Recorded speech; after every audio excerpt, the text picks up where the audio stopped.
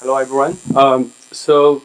This paper talk about the 3D bone segmentation, which is a relatively not that popular problem in medical imaging. I do medical imaging per se, and the goal of this problem is just give you arbitrary CT image. You need a label or a segment every bone voxel. Given a CT image, maybe the full skeleton or maybe just a chunk of body. So that poses like a significant challenges. Maybe a lot of people tell you like bone is easy, but bone is actually very difficult. If you look at the top row, like this really the CT image you will look at, and also one of the goal of this problem is we try to build a autonomy aware imaging device like PET scanners, they know what they are scanning, so you can do different kind of attenuate correction. So the CT was kind of noisy, actually, not diagnostic quality of CT scanners. And then I think at the bottom right is like, can you guess like what kind of doctor want to segment or detect? What kind of organ or anatomic structures you want to detect? I give you, you can think a little bit.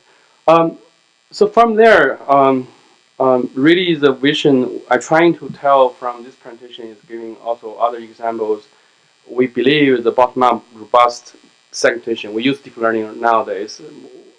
I didn't actually do deep learning almost 90% of our efforts, but this paper was not about deep learning. And we really want to do is segment and parsing every voxel, given a CT image or maybe MRI, but we're mostly working on CT. In terms like organ labels, anatomical labels, and even pathology. So this another paper we call deep organ in last year, Mikai, this is segmenting pancreas, in case you don't know what the object is. This is really high variation organs. You have to do it in a bottom-up way. So this is actually a cluster lymph node doctor want to segment, want to detect.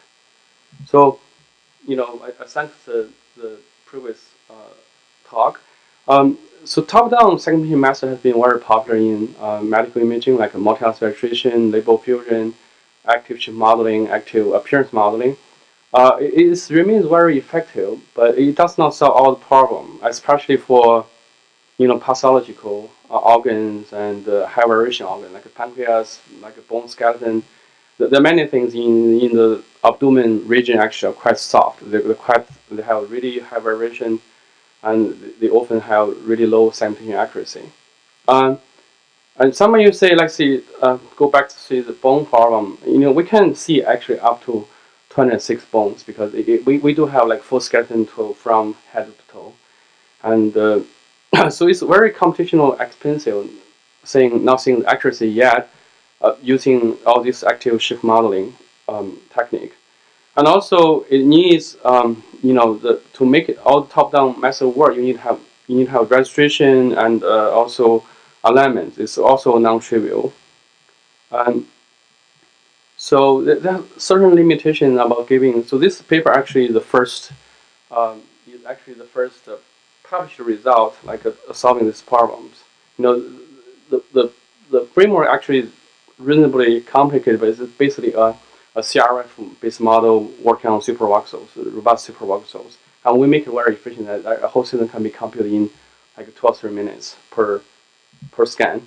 I just show you some examples, and this is a comparison from this is only commercial available software, and we are much better than the commercial software. Of course, when at the time we are the company, we should be better. And also, I'm just saying real case is really when you design a segmentation algorithm, really in medical imaging, you have to think about really what matters. You have to deal with pathology patient cases. You have to keep in mind how you design robust algorithm can solve that challenge. Thank you, and